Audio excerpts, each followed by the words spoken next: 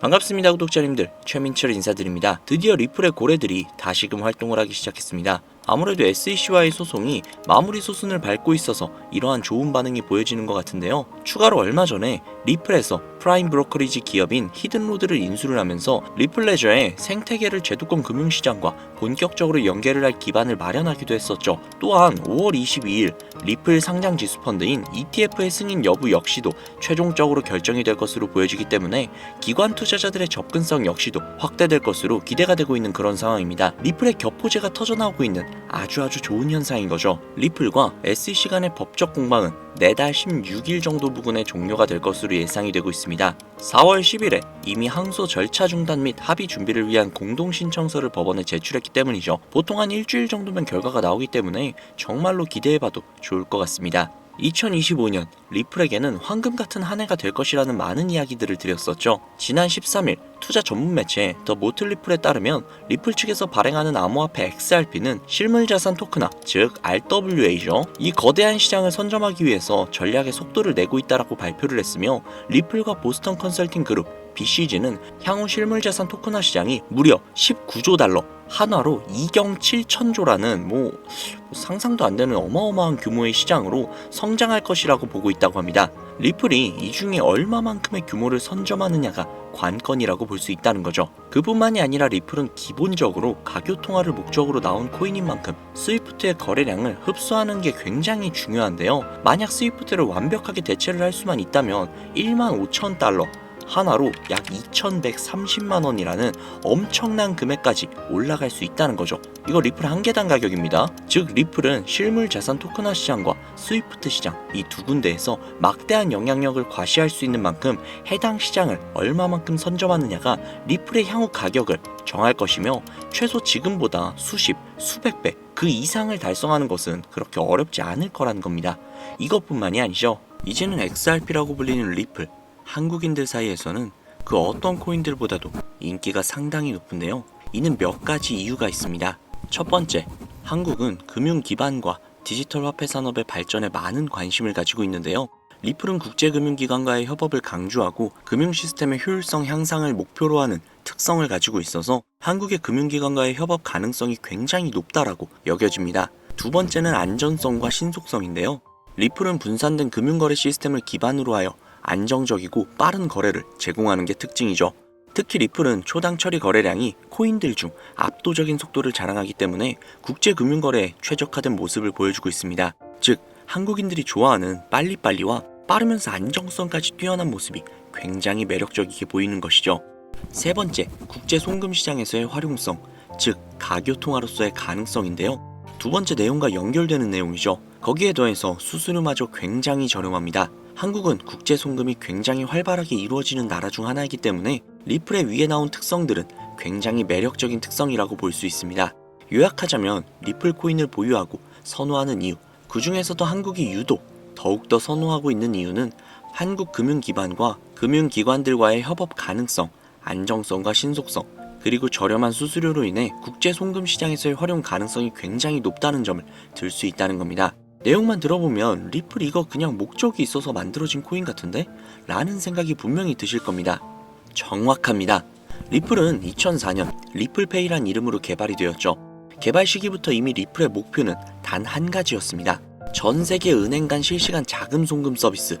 애초에 개발 당시부터 목적이 가교통화였어요. 금융거래의 목적이었다는 거죠. 그렇기 때문에 발행될 수 있는 코인의 양은 1000억 개로 한정이 되어 있으며 추가 채굴 역시도 불가능합니다. 여기에서 굉장히 큰 메리트가 혹시 느껴지시나요? 잘 모르시겠다고요? 쉽게 설명을 해드릴게요. 자, 구독자님들, 요즘 물가 상승 굉장히 좀 큰 체감 되지 않으세요? 제가 어릴 적에는 학교 앞에서 컵떡볶이를 300원, 500원 이렇게 팔았거든요. 그런데 지금은 컵떡볶이가 2,000원이 넘는데요. 엄청나죠? 이 물가 상승률이 1년에 평균 4% 정도 상승을 한다고 합니다. 이 물가 상승이 일어나는 것을 바로 인플레이션이라고 하죠. 인플레이션이 발생하는 원인은 여러 가지가 있지만 가장 대표적인 이유는 바로 통화량 증가에 있다는 겁니다. 즉, 나라에서 돈을 찍어내면 찍어낼수록 국내에 돌고 도는 돈의 양이 많아지겠죠. 그런데 돈의 양이 점점 늘어나게 되면 그 화폐의 값어치가 떨어지게 되고, 화폐의 값어치가 떨어지게 되면 물가가 상승하는 인플레이션이 발생한다는 겁니다. 이 인플레이션이 고도화되면 초인플레이션이 발생이 되고, 이 초인플레이션으로 유명했던 나라가 바로 짐바브웨라는 나라죠. 짐바브웨 달러는 수레에 한가득 싣고 가야 달걀 단 한 개를 구매할 수 있었다고 합니다. 실제로 휴지보다 짐바브웨어 달러가 더 저렴해서 휴지 대용으로 사용했다고도 하죠. 그 당시 짐바브웨 현지 인플레이션은 무려 5천억 %에 달할 정도로 어마어마한 초인플레이션 상황을 겪었습니다. 자, 이제 대충 감이 오시죠? 인플레이션의 주요 원인은 통화량 증가로 인한 물가 상승, 즉 리플은 애초에 국제 송금을 목적으로 만들어진 코인이다 보니 채굴을 할 수가 없습니다. 즉 통화량이 더 이상 늘어날 수가 없죠. 거기에 총 코인량은 1000억 개로 고정이 되어 있다 보니 추가 발행 역시도 불가능하다는 겁니다. 전 세계적으로 인기가 있는데 한정되어 있는 자산이다? 그 값어치는 가만히 있기만 해도 굉장히 큰 폭으로 상승을 할 거라는 겁니다. 마치 금처럼요. 여러분, 워렌 버핏 많이 들어보셨죠? 아마 주식 투자해보신 분들이라면 진짜 지긋지긋하게 들어보셨을 겁니다. 추정 자산이 약 860억 달러, 하나로 125조에 달하는 어마어마한 자산을 보유하고 있는 주식계의 살아있는 전설이죠. 이 자산도 표면에 드러나 있는 추정 자산일 뿐인데요. 이 워렌 버핏의 회사로 유명한 기업이 바로 버크셔 해서웨이라는 기업인데요.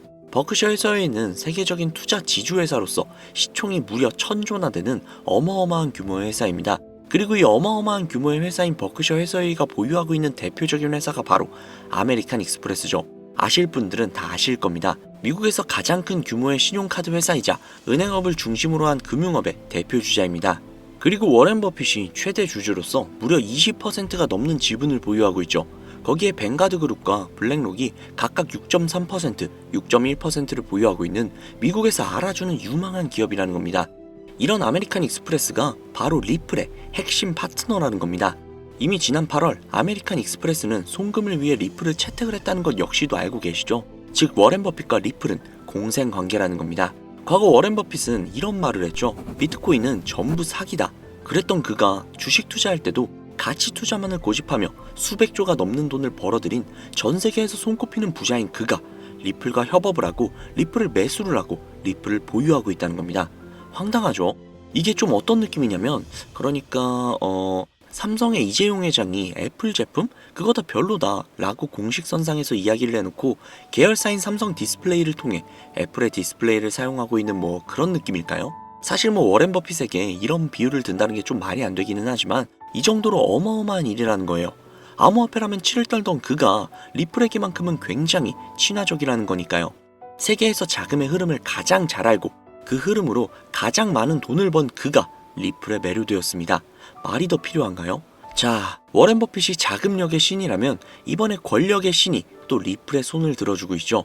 바로 전 세계 최고의 강대국인 미국의 대통령이자 재임에 성공을 한 도널드 트럼프 대통령인데요.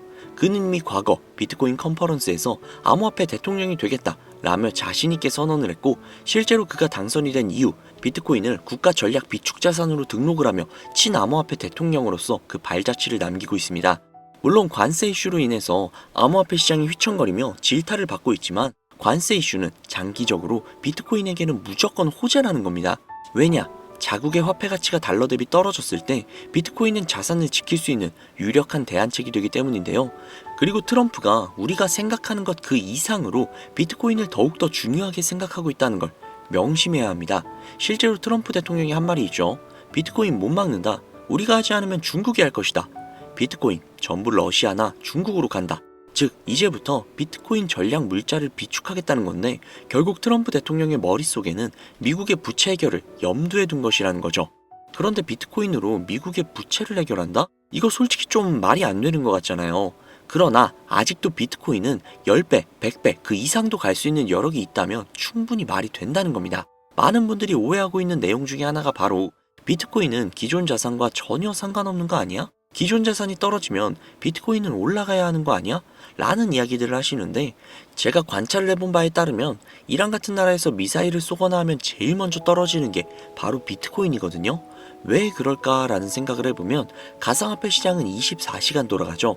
24시간 돌아가다 보니 투자자들이 자기네 주식시장이 열리기 전에 가상화폐를 먼저 파는 경향이 있죠. 그렇게 코로나 때도 가장 먼저 가장 많이 떨어졌습니다. 그리고 관세와도 전혀 무관하지 않죠. 왜냐하면 미국에서 비트코인 전 세계 채굴량의 40%를 차지하고 있는데 채굴 기기를 거의 다 중국제를 사용하고 있거든요. 즉 관세 때문에 채굴 기기 값이 올라간다는 이야기도 있었고 딥시크 사건으로 인해 채굴기에 관련한 칩들을 미국에서 수출 규제를 하고 있단 말이죠. 즉 이런 이슈들이 겹치면서 미국에서의 코인 채굴에 차질이 생긴다는 우려가 있었죠. 즉 이제 관세 전쟁 우려로 인해 당시 코인 시장이 전체적으로 10%가량을 하락을 했죠. 이런 것들을 보면 비트코인과 관세는 전혀 무관하지 않다는 겁니다. 그러나 앞서도 말씀드렸죠. 트럼프는 비트코인 그리고 암호화폐를 굉장히 중요시 여기고 있으며 중국에게 따라잡히지 않으려면 이 암호화폐를 확실히 정립하고 보유해야 한다는 걸 그 누구보다도 잘 알고 있습니다. 가상자산 회의에서 이야기를 꺼내도 늦지 않은 비트코인 이외의 각종 코인들의 전략적 비축자산 관련된 이야기를 꺼낸 것은 다분히 의도적이었다는 거죠. 그리고 그 비축자산 관련된 이야기에는 우리의 리플이 포함이 되어 있다는 게 굉장히 중요한 것이죠. 전 세계의 자금 흐름을 누구보다도 잘 알고 있고 그 흐름을 이용해서 수백, 수천조를 벌어들인 워렌 버핏. 전 세계에서 가장 막강한 권력을 가지고 있으며 당선 전부터 천재 사업가로 불리며 재임에 성공한 도널드 트럼프 대통령. 전 세계에서 가장 힘이 강력한 두 인물이 우리에게 힌트를 주고 있습니다. 이 사실을 명심하셔야 합니다.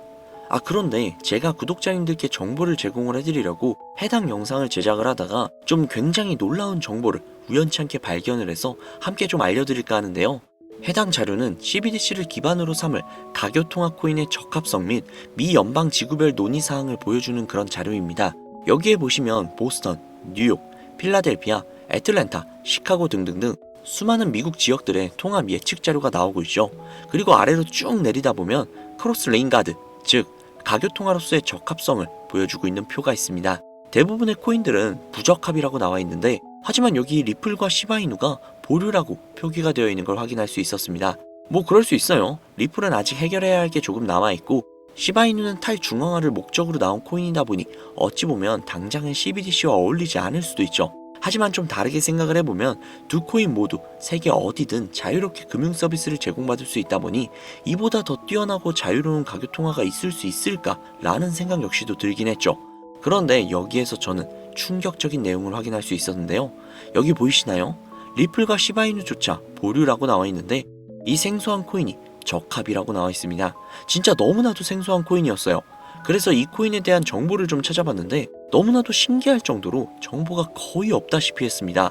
그런데 바이낸스에 이 코인이 상장이 되어 있더라고요. 그래서 저는 좀 의구심이 들었습니다. 전 세계 은행을 이을 수 있는 가교통화 자리에 아무도 모르는 코인이, 그것도 정보도 별로 없는 코인이 리플과 시바이누보다도 한 걸음 더 나아간 자리를 선점하고 있다? 그리고 신기할 정도로 정보가 완벽하게 통제가 되어 있다? 아무리 봐도 너무 이상해서 곰곰이 생각을 해보다가 트럼프의 관세 정책을 통해 모든 이목을 집중시켜두고 해당 코인을 가교통화로서 1차적인 발판을 세우려는 게 아닐까? 라는 생각이 들더라고요. 그래서 바로 국내 거래소 중 가장 거대한 거래소인 업비트를 확인을 해봤는데 놀랍게도 올해 초 이미 상장이 되어 있었습니다.